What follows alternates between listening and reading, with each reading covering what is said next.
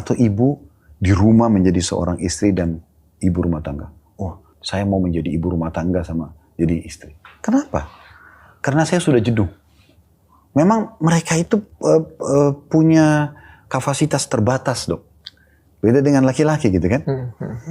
Itu satu sisi. Sisi yang lain juga, berapa banyak rumah tangga yang terbengkalai. Karena sang suami pulang, istri masih kerja, masih meeting.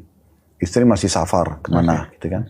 Dia pulang, yang lainnya dia pembantu rumah tangganya. Atau dia bahkan sendirian di rumah. Lalu mana keharmonisan rumah tangga? Di saat sang suami pemimpin rumah tangga yang punya kewajiban memberi nafkah pulang, dia nggak temukan istrinya. Tapi di saat seorang istri misalnya, dia seorang dokter, dia seorang bidan, dia seorang guru. Apa-apalah yang bermanfaat di masyarakat gitu kan. Kemudian dia bisa membagi waktu. Di saat misalnya suaminya kerja nih, dari jam 8 pagi sampai jam 6 sore.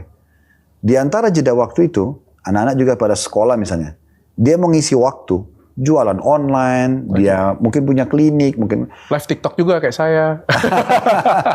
Ya pokoknya dia boleh beraktivitas itu kan. Tapi jangan sampai suami pulang tertinggal. Kewajibannya ditinggal. Tapi kalau misalnya Pak Ustadz, suami istri yang bekerja, tapi suaminya nggak ada masalah, ya kan dalam rumah tangga mungkin anaknya diasuh oleh babysitter, neni-neni ya, tapi kesepakatan sama-sama nggak ada masalah, itu nggak ada masalah Pak Ustadz? Nggak ada masalah. Itu nggak ada masalah Pak Ustadz ya? Cuma pasti saya sangat yakin ya, apa yang diharapkan dari anak tidak akan maksimal. Karena sentuhan orang tua ini luar biasa, Dok. Ya. Saya juga diamanakan anak gitu sama Allah, beberapa anak gitu. Jadi saya melihat kalau anak saya lagi gelisah tidur misalnya, di saat saya atau ibunya yang menggendongnya, itu sangat beda. Baru sentuhan yang pertama saja, dia seperti merasa ini orang tua saya itu bisa dengan cepat tenang. Dibandingkan kalau kita titipkan sama babysitternya, dia masih gelisah anak itu. Contoh saja.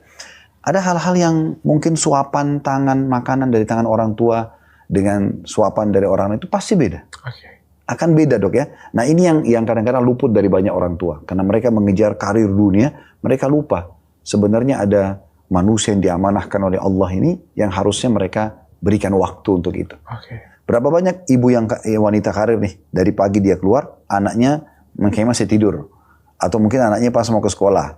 Nanti dia pulang malam, anaknya sudah tidur. Begitu terus setiap hari. Tapi mungkin juga karena kebutuhan juga Pak Ustadz. Kalau misalnya keadaan ekonominya tidak mencukupi. Gini Dok, kebutuhan kita bahas dulu nih. Ya satu persatu. Kita harus lihat kapasitas kebutuhan kita. Sekarang saya tanya Dok, kebutuhan makan kita berapa piring? Satu kali makan? Satu kali makan satu piring. Satu piring. Dua piring udah kenyang kan? Udah banyak sekali. Satu piring. Itulah kapasitas kita Dok. Artinya kapasitas kebutuhan kita jangan terlalu dilebih-lebihkan. Kita ini hanya butuh sepiring makan, segelas air. Dokter butuh berapa lembar pakaian? Satu kali pakai.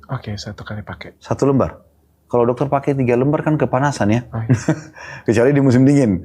Inilah kapasitas kebutuhan badan kita. Kaki kita butuh berapa pasang sepatu?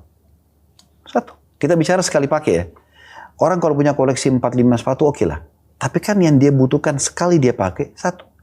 Itulah realnya, itu kebutuhan kita Dok. Jangan terlalu keluar dari kebutuhan kita. Ada saya sering bahasakan begini, untuk membicarakan tentang masalah hemat, tapi yang benar, sesuai dengan definisinya adalah, kita kalau belanja, sesuai dengan kebutuhan, bukan keinginan. Kalau keinginan nggak pernah habis Dok. Contoh keinginan itu selalu mengejar diskon yang ada. Kapan diskon di dunia habis? Nggak pernah. Betul juga. Akan ada terus.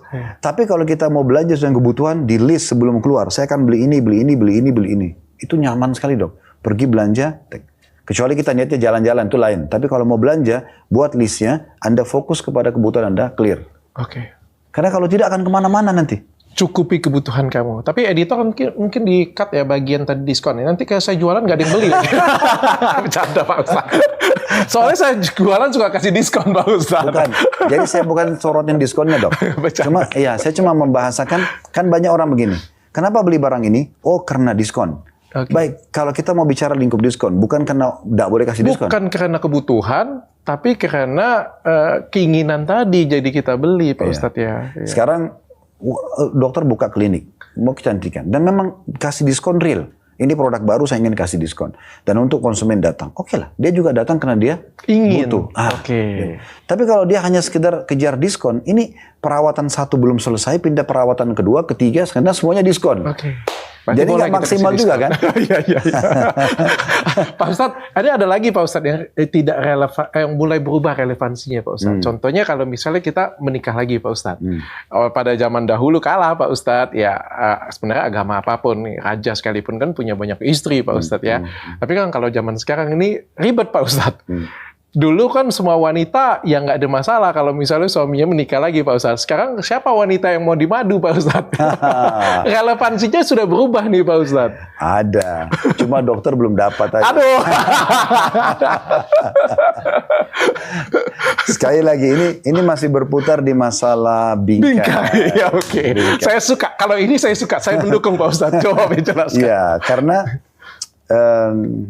saya pernah, ini saya pribadi ya. Saya pernah menemukan waktu itu masih BBM, belum ada WA. Oke. Masih BlackBerry kan. Waktu itu saya masih tinggal di Makassar. Ada satu orang yang WA BBM ke saya, dia mengatakan, Ustadz setelah salam, Assalamualaikum gitu. Apa hukumnya dalam Islam seorang laki-laki menikahi 3 wanita sekaligus? Sekaligus? Ya, ini pertanyaan dia. Menikah ya. Jadi dia nikah 1, 2, 3 gitu. Saya katakan dalam Islam dibolehkan, tapi setiap orang harus benar akadnya dan peraturan-peraturannya. Misalnya, kan dalam Islam itu harus ada wali wanita, harus ada 2 saksi, harus ada mahar, ada kalimat akad nikah. Saya nikahkan kamu, saya terima nikahnya, kan gitu. Kalau ini ada, dia selesai, kemudian dia pindah akad nikah kepada wanita yang kedua. Setelah itu dia bilang, itu boleh dalam Islam. Tapi kan dia bukan menggabungkan satu akad untuk 3 orang, tidak. Berbeda-beda. Ini kan pertanyaan, saya jawab sesuai dengan pertanyaan dok ya. Setelah itu mungkin berjalan sekitar 2-3 jam. Saya lagi mau mengajar waktu itu di kampus di Makassar. Saya penasaran, muncul rasa penasaran. Kenapa kok orang ini bertanya seperti ini? Saya tanya, maaf saudaraku, kenapa Anda bertanya seperti ini? Apakah Anda niat untuk berpoligami? Dia bilang, saya bukan saudara, tapi saya saudari. Dia mau saya perempuan. Dan saya bersama dengan 2 teman saya, sudah sepakat untuk menikah dengan 1 suami. Berarti ada orang seperti itu. Ada ya? Nah, ini saya temukan sendiri. Itu satu. Kasus yang lain, ada di antara jemaah pengajian saya, karena mereka tahu dalam Islam poligami dibolehkan, maka dia datang kepada saya mengatakan, Ustadz, saya sama sahabat saya ini sepakat untuk nikah dengan 1 suami. Boleh nggak? Saya nanti kalau dilamar oleh seorang laki-laki, saya kasih syarat kepada suami saya untuk nikahi teman saya juga. Wow. Nah ini real, ini real dok. Karena saya di bidang agama, maka pertanyaannya orang mengarah kepada agama, karena poligami bagian daripada agama kan. Walaupun ini tidak boleh dijadikan sebagai ajang untuk bermain-main ya. Ini bab tertinggi dalam bab nikah. Orang kalau masih belum punya ilmunya memang nggak bisa kesana dulu gitu ya. Okay. Nah tapi itu ada. Kan tadi dokter bilang kayaknya nggak mungkin. Nah ini mungkin. Okay. Dan saya salah satu praktisi itu. Wah, Pak Ustadz, kayak gimana Pak Ustadz? Aku sengkan mau saya. Nggak usah tanya lebih. Yang penting sudah tahu saya salah satu praktisi. Oke Pak Ustadz. Karena dalam Islam itu gini dok. Ada beberapa figur laki-laki yang memang dia tidak cukup dengan seorang wanita. Ya kan? Mungkin karena Allah berikan dia kelebihan fisik. Mungkin dia memang ada faktor-faktor lain. Mungkin istri pertama tidak punya anak, dia akan mendapatkan anak dari istri yang lain misalnya. Itu kan ada faktor yang memang bisa membuat orang lain melangkah. Ada juga orang memang tidak melangkah. Dan mayoritas manusia laki-laki, agama apapun, itu tidak poligami. Dalam Islam pun walaupun boleh poligami, kita bisa secara persentase, mungkin itu cuma 10% dong. Yang menjalankan. 9% itu tidak menjalankan poligami. Ini dalam Islam ada babnya khusus dibahas. Jadi daripada memiliki, maaf tanda kutip ya, dia punya istri sah 1 tapi dia sana sini berzina. Lebih bagus. Yang ini jelas bisa ada penyakit A, ini ada penyakit B, kan? Sama gonta-ganti laki-laki kan?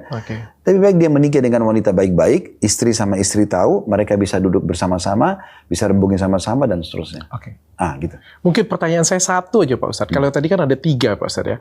Kalau, koreksi saya kalau saya salah Pak Ustadz. Apakah kalau istri kedua itu ingin menikah harus persetujuan istri pertama Pak Ustadz?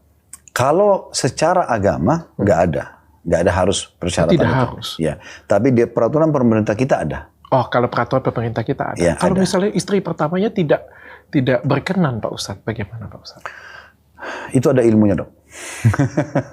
Ada ilmunya. Jadi memang saya kadang-kadang kalau ditanya tentang masalah poligami oleh jemaah di pengajian.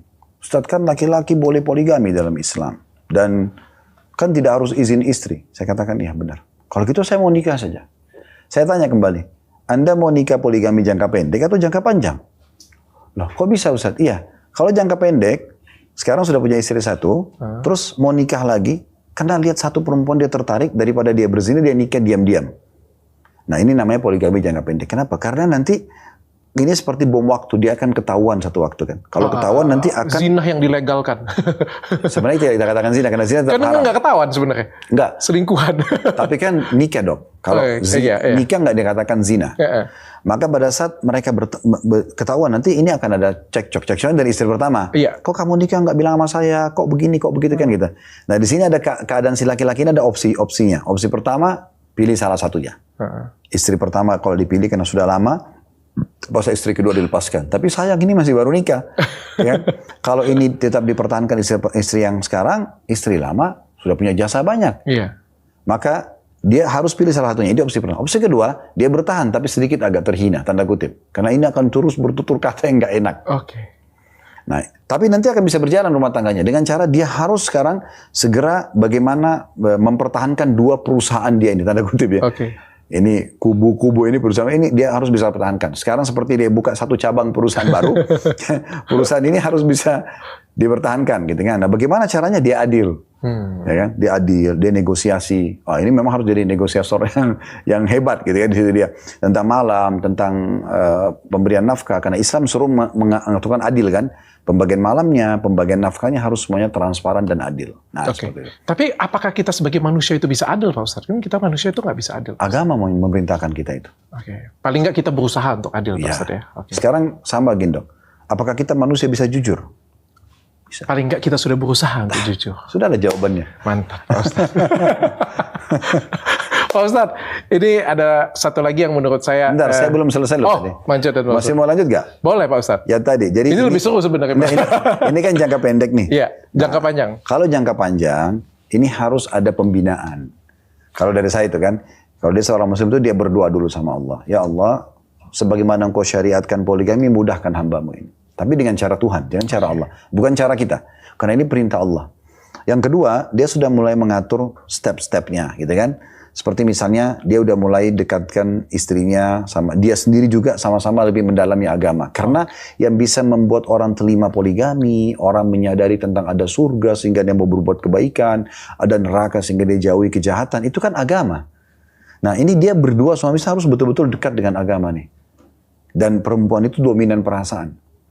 Kapan disentuh secara perasaan, misalnya diingatkan tentang akhirat, mereka tuh lebih tersentuh karena dominan perasaan. Ya, kalau kita ini, misal contoh orang muslim itu kalau laki-laki dia letih malam hari kan ada sholat tahajud ya dok. Nah dia kalau pakai akalnya, saya capek besok aja.